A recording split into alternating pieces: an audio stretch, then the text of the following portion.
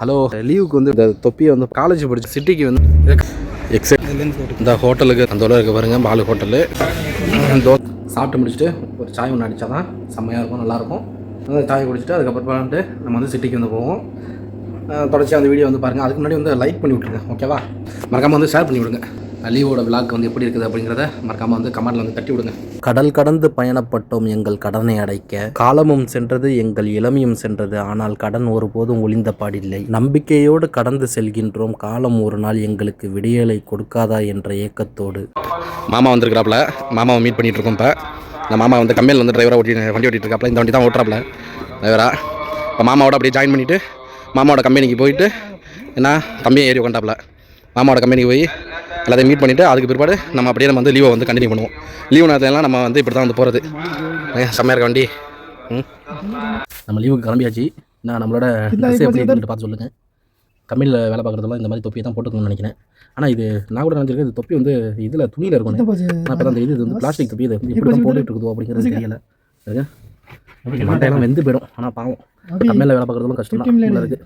நான் மாமா இப்படி தான் வண்டி ஓட்டுறாப்புல, இதை போட்டுக்கிட்டு அப்படிங்கிறது தெரியும். பாவம் தான், கஷ்டம் தான். வண்டி கிளம்பிடுச்சு, மாமா கிளம்பிட்டாப்புல. மாமா தான் வண்டி ஓட்டிட்டு போயிட்டு இருக்காப்புல. சரிங்களா, மாமாவோட கம்பெனிக்கு தான் இப்போ போயிட்டுருக்கோம். தொடுத்துட்டு வந்துருக்காப்புல. கம்பெனியை பொறுத்த வரைக்கும் ஒன்று தாங்க, நீங்கள் வந்து பெரிய வண்டி ஓட்டுறீங்க அப்படின்னா வந்து நீங்கள் லெஃப்ட் சைடில் வந்து நீங்கள் ட்ராக்கில் வந்து நீங்கள் ஏறிடவே கூடாது. உங்களுக்குன்னு சொல்லிட்டு இந்த ஃபஸ்ட்டு ட்ராக் வந்து இருக்குது பார்த்தீங்களா, அந்த ட்ராக்கில் தான் வந்து போகணும். அது வந்து மினிமம் ஸ்பீடு 80 தான் வந்து நீங்கள் வந்து போகணுமே. மேக்ஸிமம் வந்து 80 தான் உங்களுக்கு. இப்போ ரொம்ப பெரிய வெஹிக்கலாக இருந்துச்சுன்னா உங்களுக்கு அந்த ஸ்பீடு கிலோமீட்டர் கணக்கெலாம் வந்து எங்கள் போர்டுலேயே வந்து போட்டிருக்கோம். நீங்கள் அதை நீங்கள் கணக்கு பண்ணிக்கணும். ஓவர்டேக் பண்ணுறதா இருந்தால் கூட உங்களுக்கு சைடில் வந்து எதுவும் வண்டி இல்லைன்னா தான் நீங்கள் வந்து ஓவர்டேக் பண்ணணும். அதை விட்டுட்டு நம்ம இஷ்டத்துக்கு நம்ம ஊரில் மாதிரி ஓவர்டேக் பண்ணோம்னா இங்கே போலீஸை பார்த்தா உடனே வந்து ஃபைனு தான். லைசன்ஸில் வந்து பாயிண்ட் வந்து ஏற்றிடுவாங்க. அதுக்கப்புறம் நம்ம திருப்பிக்கும் வந்து லைசன்ஸை எடுக்கவும் முடியாது, நம்மளால் வந்து கம்பெனிக்குள்ளேயும் நுழைய முடியாது. அதனால் கம்பெனிக்கு வரணும்னு சொல்லிட்டு நினைக்கிறவங்க ரொம்ப கேர்ஃபுல்லாக வந்துடுவாங்க. மாமாலாம் வந்து எங்களை வந்து இங்கேருந்து அழைச்சிட்டு வரும்போதே ரொம்ப ஸ்லோவாக தான் வந்து வந்துட்டு இருந்தாப்புல. பாருங்கள், எங்களுக்கு முன்னாடி போகிற வேன்லாம் வந்து எவ்வளோ ஸ்பீடாக வந்து போயிட்டுருக்கு பாருங்கள் கார்லாம். என்ன அதனால் வந்து கம்பெனிக்கு வரவங்க ரொம்ப ஜாக்கிரதையாக வந்து இருங்க.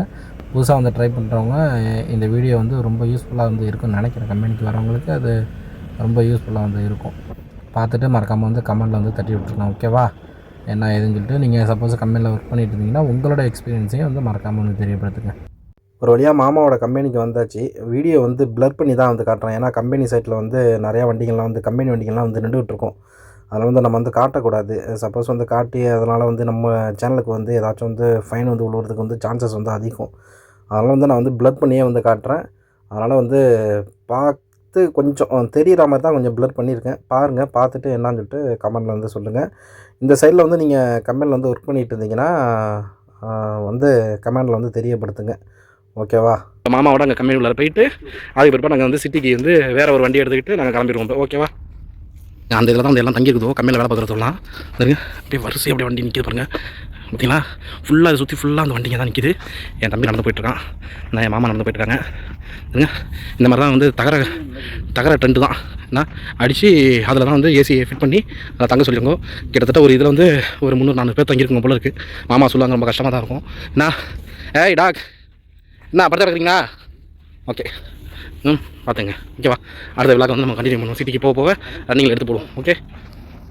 மாமாவோட காரை கம்பெனிலே போட்டுட்டு நாங்கள் பஸ்ஸு ஏறி இங்கே ஃபாயிலுக்கு வந்தாச்சு. ஏன்னா கம்பெனி வண்டி எடுத்துகிட்டு நம்ம இங்கே சிட்டி உள்ளார நம்ம வந்து வரக்கூடாது. அது வந்து அவுட்டரில் ஓட்டுற காருங்கிறதுனால சிட்டிக்குள்ளே வந்து எடுத்துகிட்டு வரக்கூடாது. சப்போஸ் சிட்டிக்குள்ளே எடுத்துகிட்டு வந்தோம்னா ஃபைனை போட்டுருங்கோ. இப்போ மாமாவோட மொபைல் வந்து சரி பண்ணுறதுக்காண்டி ஒரு ஷாப்புக்குள்ளே வந்து நாங்கள் போய் நுழைஞ்சோம். தம்பி வந்து பேசிக்கிட்டு இருக்கிறாப்புல. மாமாவோட செல்லில் வந்து பேட்ரி வந்து கொஞ்சம் டவுன் ஆகிடுச்சு அப்படின்னு சொல்லிட்டு பேட்டரியோட ஹெல்த்தை வந்து பார்க்கறதுக்காண்டி செக் பண்ணிகிட்டு இருக்கிறாப்புல. என்னால் வந்து அங்கே நிற்க முடியல. ஏன்னா அதோட நான் சரி கொஞ்சம் அப்படியே நம்ம வெளியில் வந்து பார்ப்போம் அப்படின்னு சொல்லிட்டு, சரி நம்ம மக்களுக்கும் வந்து கொஞ்சம் தெரியும்ல சிட்டி சைடு அப்படின்னு சொல்லிட்டு அப்படியே காட்டிகிட்ருக்கிறேன். ஃபாயில் சைடுக்கு நீங்கள் வந்தீங்கன்னா மறக்காமல் இந்த சைடுக்கெலாம் வந்து பாருங்கள். சரி, லீவுக்கு வந்ததும் வந்தாச்சு. சரி, அப்படியே போயிட்டு நம்ம கல்யாண ஜுவல்லரிலையும் கொஞ்சம் நகையெல்லாம் போய் என்ன ரேட் இருக்குதுன்னு சொல்லிட்டு செக் பண்ணுவோம் அப்படின்னு சொல்லிட்டு தான் இப்போ நாங்கள் கீழே இறங்கிட்டுருக்கோம். கல்யாண ஜுவல்லரியை சுற்றி இதே மாதிரி தான் வந்து ஒரே ஸ்லைடாக பிக்சர் வந்து வச்சுருக்கோங்க. பார்க்குறதுக்கே அவ்வளோ அழகாக இருந்துச்சு.